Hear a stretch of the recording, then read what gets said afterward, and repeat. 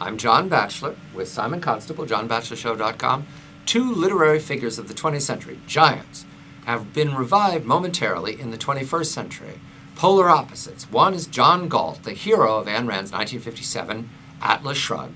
The other is Winnie the Pooh, star of House at Pooh Corner and Winnie the Pooh by A.A. Milne, which we enjoyed as children. Before we get to you, Winnie, sit right there. We're going to talk about John Galt, who's a dissident in the world of the 21st century. John Galt was the hero in Ayn Rand's struggle, Atlas Shrugged, because he refused the Sovietizing, the collectivism of the America she projected in her story.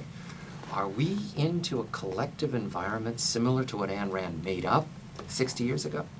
I'm afraid so, Comrade Batchelor. Yes. We are in, I'm afraid, the same situation. That means that the government owns everything, that everybody's a government employee, that wages and prices are controlled, and that there's just drift and taxes pay for everything, correct? Absolutely. The Treasury Commissar and the commissars in Washington, D.C., they're all going to decide, or they're all seeming to decide, a lot of what we're going to be doing in the economy. I mean, already, and it's probably going to creep higher. I mean, it's a creeping socialism. Now, John Galt was a hero because he refused all this, and when America ran into the grays of the luminous future of the Soviet Union, we all knew. In 1957, she didn't know what was going to happen to the Soviet Union. Now we know that it crashed and burned without credible cash. The ruble was useless.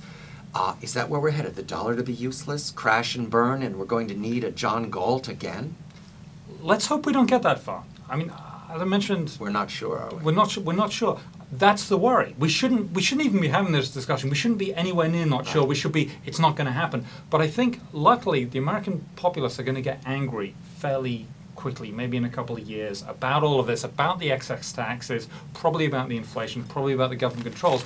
And I think that luckily we have a very functioning democracy here, and that the government gets voted out, and hopefully we don't have to go through the pain. Now, the other literary character has been revived because the news is the A.A. Milne estate will permit an authorized biography of Winnie the Pooh, an authorized story of Winnie the Pooh to continue the House at Pooh Corner, and we look forward to it this year. But my opinion of Winnie the Pooh is that he's the perfect collectivist citizen. He lived in 100 Acre Wood.